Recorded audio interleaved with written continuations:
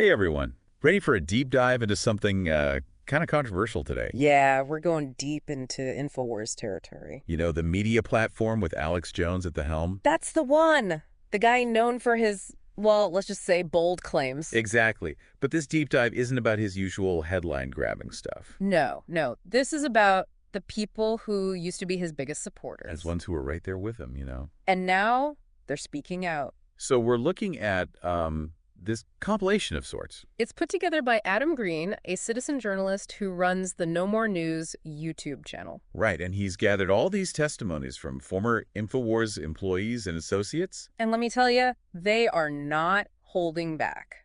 So you might be thinking, why should I care about a bunch of ex-employees complaining? Good point. But these aren't just any random folks. Yeah, we're talking about people like Rob Jacobson, who was an editor for Infowars for over 10 years. A decade. Imagine that. And even Alex Jones's former sidekick, Aaron Dykes, is speaking out.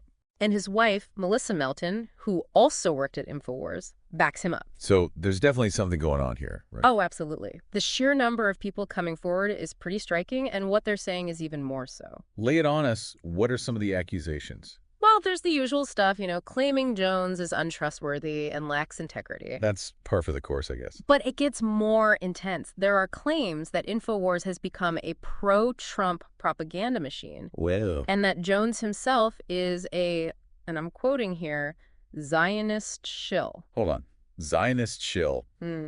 For those of us who aren't deep in this world, can you break that down a bit? What does that even mean? Right. It's important to understand the lingo. In the world of Infowars and some corners of alternative media, Zionist shill is basically an accusation of being secretly controlled by or working in favor of Israel. Ah, okay. So it's suggesting someone has a hidden agenda that harms other nations or groups. Yeah, you could say that. But let's back up to those claims that Infowars is now a pro-Trump mouthpiece. I mean, that's a pretty big shift for a platform known for being anti-establishment, right? It is. Remember, Alex Jones built his reputation questioning authority, exposing conspiracies. And warning about the New World Order. Exactly. That term often describes a shadowy elite seeking global control. So to see him seemingly align with the president, many would consider part of that establishment. Well, it's definitely raising eyebrows. It's like if your favorite punk rock band suddenly released a country album. Yeah, it makes you do a double take, right? Totally. And it sounds like that sense of betrayal is something a lot of these former employees are feeling. Oh, for sure. Take Kurt Nemo, for example. He was an editor and webmaster for Infowars, and he claims he was fired for not being pro-Trump enough. Fired for not supporting Trump. Yeah, and he also says he was denied health care benefits while working there. Ouch. Getting fired for not towing the party line and no health care benefits. Yeah, it doesn't really sound like an organization that prioritizes its people. Especially considering Infowars often promotes the idea of fighting for the little guy. Right. It's a contradiction that former employees like Nemo are pointing out. And then there's Anthony Gucciardi, another one of Jones's former sidekicks. He secretly recorded a conversation where he expresses concerns about Jones's ego and integrity. Secret recordings. Yep. Okay, this is getting pretty intense. It is. And then there's the whole NDA thing, which adds another layer to the situation. Melissa Melton and Aaron Dykes, remember the couple we talked about? Yeah. Well, they talk about being pressured to sign NDAs. NDAs, like non-disclosure agreements? Yep. And even receiving veiled threats after leaving Infowars. Hold on. NDAs. Aren't those usually for like protecting trade secrets or something? Right. What are they trying to hide? It's unclear. So if Infowars is all about transparency and exposing the truth, why the need for such strict secrecy? It definitely raises questions. It creates this environment where people might be afraid to speak out, even if they have legitimate concerns. You got it. And that's a pretty chilling thought. It is. Like, what else is out there that we're not hearing? Because people are afraid of the consequences. Well, that's one of the big questions this whole compilation raises. Are these just isolated incidents? Or is there a bigger pattern of behavior at Infowars? Okay, so we've heard from former employees who are, well, disillusioned with Jones and Infowars.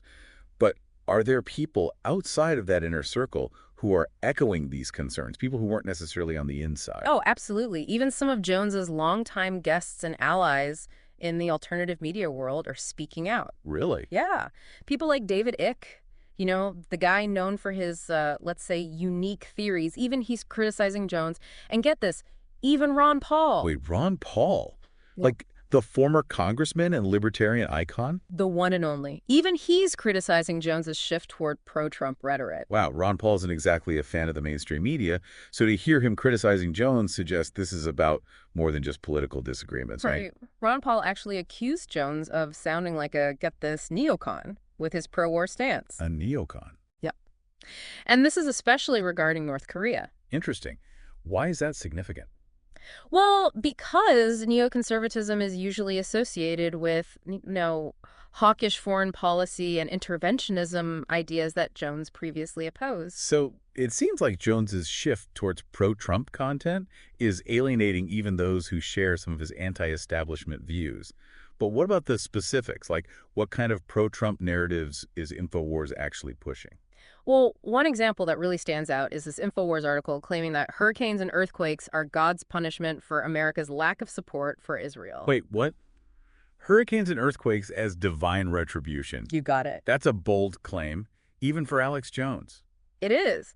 But this example raises an interesting question. How does Infowars actually create and spread these narratives? Yeah, is it just Jones ranting on his show? Or is there a more sophisticated strategy at play? That's the million-dollar question, and it's something we'll dig into a bit. Okay, tease alert. But for now, it's important to understand that Infowars utilizes very specific media techniques to build its narrative and reach its audience. So it's not just about the message, but also the method. You got it. How they frame information, the language they use, the emotional buttons they push. Okay, I'm starting to see the bigger picture here. Good. Now, before we get into those techniques, let's hear from some more of these former associates and their experiences working with Alex Jones. Ooh, insider stories. Some pretty explosive accusations coming What up. does that mean? Remember Wayne Madsen, the former Infowars reporter? Yeah. He's the one who didn't hold back, right? Not at all. Called Jones well, I won't repeat it here, but Let's just say he wasn't very complimentary. not in the slightest. He even accused Jones of potentially making deals with Trump for favorable coverage. Deals with Trump. That's interesting, especially if what others are saying about a pro-Trump shift is true. Right. It makes you wonder about the motivations behind it all. Like, what would someone like Alex Jones, who built his whole career on being anti-establishment, stand to gain from supporting Trump? That's the big question, isn't it? Some speculate that Jones might have been promised something. Maybe access or influence within the Trump administration.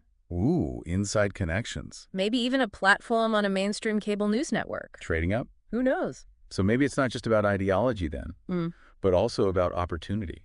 Could be. Maybe Jones saw a chance to expand his reach and influence by aligning himself with Trump. Even if it meant compromising some of his previous position. Exactly. But it's also important to remember that the world of media, especially alternative media, is a business. Right. And aligning with a figure like Trump, who has a massive and dedicated following, could definitely boost viewership. More viewers, more website traffic. More revenue. It all adds up. Yeah, that makes sense. In a way, it's kind of like a microcosm of the challenges facing media in general these days, wouldn't you say? Absolutely.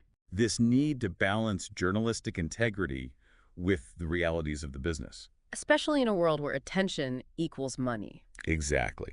And that's where things get really tricky for alternative media, right? Yeah. Because they often position themselves as being outside of those mainstream pressures. Beholden only to the truth, right? Yes. But when you have figures like Alex Jones, who blur the lines between entertainment, commentary, and news, it becomes harder to figure out what's genuine and what's driven by something else entirely. it's almost like a paradox. Alternative media is often seen as a counterweight to the perceived biases and agendas of mainstream media. Right, but then what happens when alternative media itself becomes susceptible to those same pressures? That's the big question, isn't it? It's something for all of us to think about. It is. Whether you consume mainstream or alternative media, we need to be critical of all our sources of information. Okay, so we've talked about these accusations of a pro-Trump shift, the use of NDAs, and the potential motivations behind Jones's actions. But let's go back to the content itself for a moment. What are some specific examples of how Infowars has pushed this pro-Trump narrative? Aside from that hurricane and earthquake article we talked about. Yeah, the divine retribution for not supporting Israel. That one. There are a bunch of other examples where Infowars downplays or just ignores controversial aspects of the Trump administration. Like what?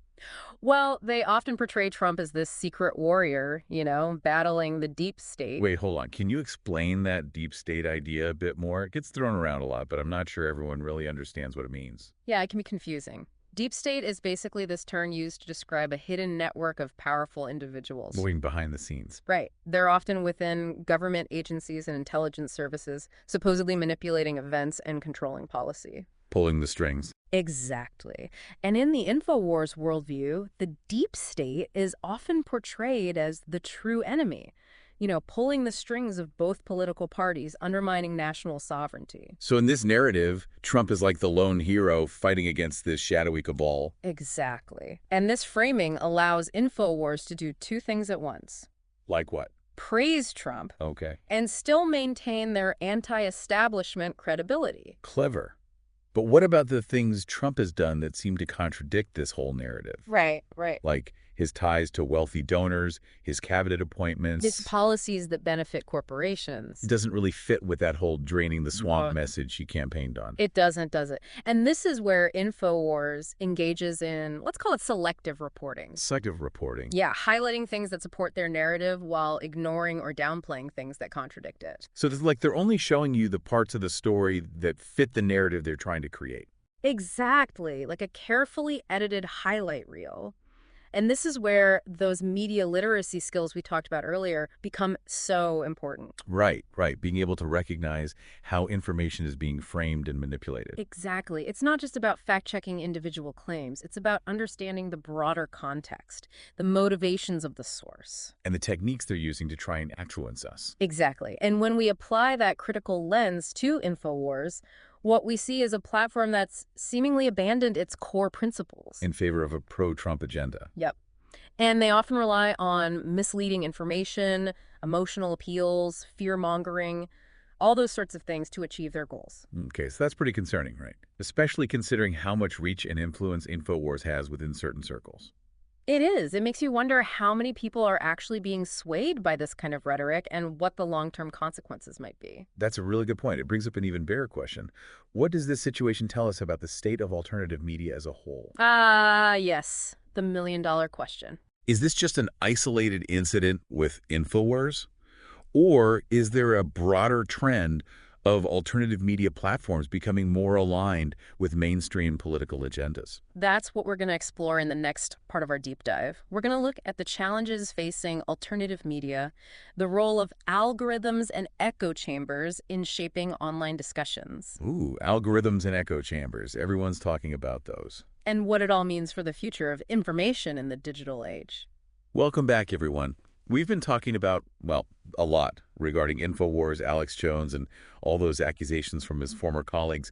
It's a lot to unpack, for sure. It is. But I think it's important to zoom out a bit, Yeah. What does this whole situation tell us about alternative media in general today? That's where things get really interesting.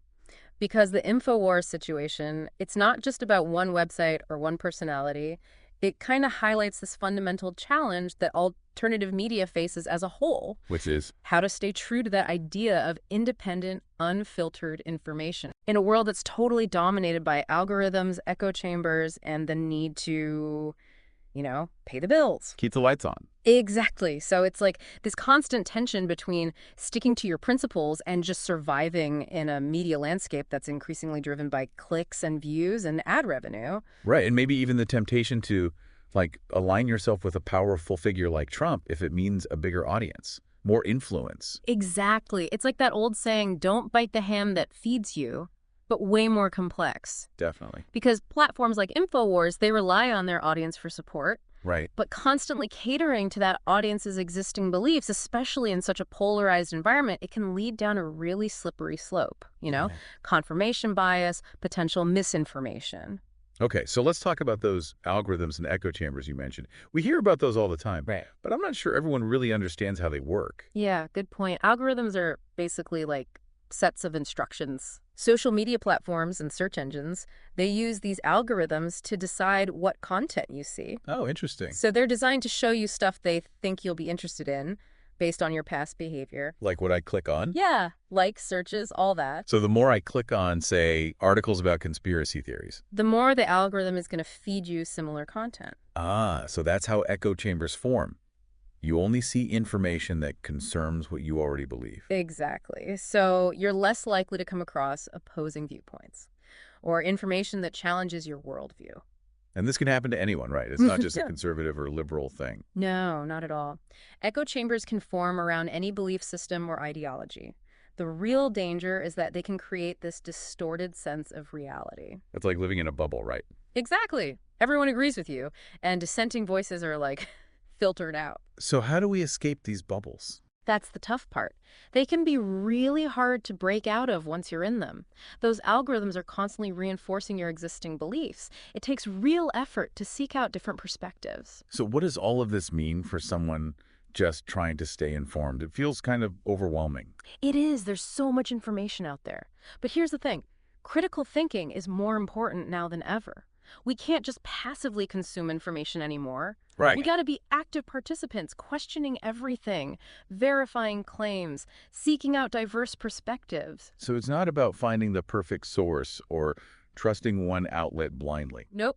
It's about developing that critical, discerning approach to how we gather information. Be our own fact checkers. Exactly. Think of yourself as a detective. You don't just accept the first piece of evidence you find, right? You gather info from multiple sources, you cross-reference, you look for inconsistencies, you draw your own conclusions. Okay, that's a helpful way to think about it. Mm-hmm. But how do we actually do that? Well, first, diversify your information sources. Okay, don't just rely on one website or news outlet or social media feed. Exactly. Actively seek out different perspectives, even from sources you might disagree with. It's like getting a second opinion from a doctor. Perfect analogy. And don't be afraid to challenge your own beliefs. So, like, ask myself, why do I believe this? Or what evidence is there for this? Exactly. And are there other perspectives I'm not even considering? It's about being honest with ourselves. Right. Even when it's uncomfortable. And another key step, fact check everything. Don't just take things at face value. Especially if it sounds super sensational or, just confirms your biases. There are those fact-checking websites, right? Snopes, PolitiFact. Yep. Great resources. Don't forget about context either. Context. Yeah, when you see a claim, ask yourself, who's saying this? What are their motivations? What's the bigger picture? So it's not just about what's being said, but who's saying it and why. Exactly. And lastly, remember, critical thinking is a skill. It takes practice. The more you do it, the better you'll get at spotting misinformation, evaluating sources, making informed decisions. Like a muscle, right? Totally. The more you use it, the stronger it gets. And in this world where we're constantly bombarded with information 24/7, that critical thinking muscle, it's essential. Well, this has been quite a deep dive. We've gone from accusations against Alex Jones to the state of alternative media to, like, the future of information in the digital age. That's a lot. It is. But hopefully it's given our listeners some tools to be, well, more critical and discerning media consumers. Absolutely. At the end of the day, we all have a responsibility to be critical thinkers, question authority, and keep seeking out the truth. Even when it's uncomfortable or, a little inconvenient. Truth is rarely convenient. You got it. So thanks for joining us on this journey, everyone. And remember, stay curious, stay skeptical, and keep those critical thinking caps on. Always. Until next time, happy diving, everyone.